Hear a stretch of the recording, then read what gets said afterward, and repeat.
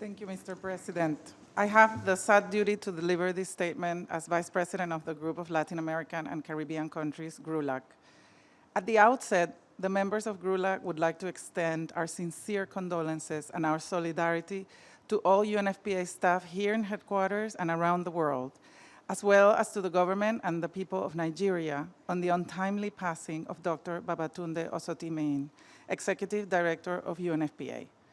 A special heartfelt message for his bereaved wife and children.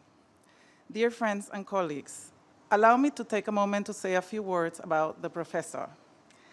I met Dr. Babatunde when he visited Panama shortly after his designation as Executive Director of UNFPA. As a member of the UN country team and in charge of the UNFPA team then, alongside with my colleagues, I was very excited to welcome the professor to Panama. He brought to UNFPA a business savvy that was necessary at the time in order to take the organization to the next level in its effectiveness and efficiency.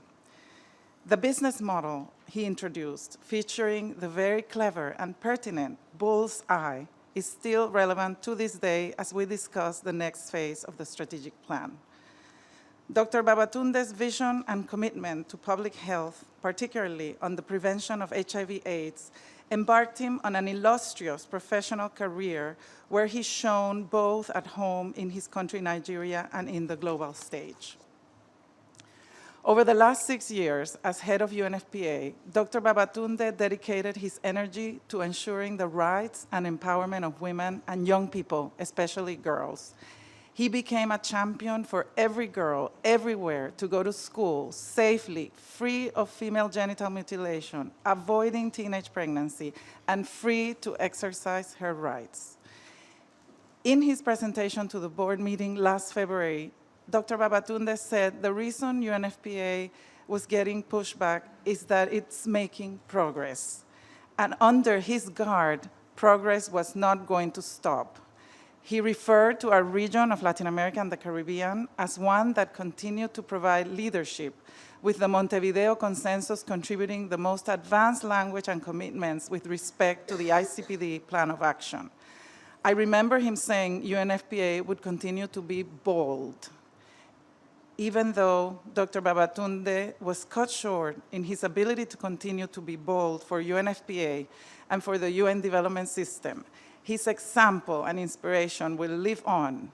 He has but passed on the torch to the next generation of bold. Let us be grateful that we were privileged to have worked with Dr. Babatunde, and also for him having paved the way for a more robust and coherent UNFPA, to continue working towards a world where every pregnancy is wanted, every childbirth is safe, and every young person's potential is fulfilled. For Babatunde, it was always about rights, about choice, and it is. Thank you, Mr. President.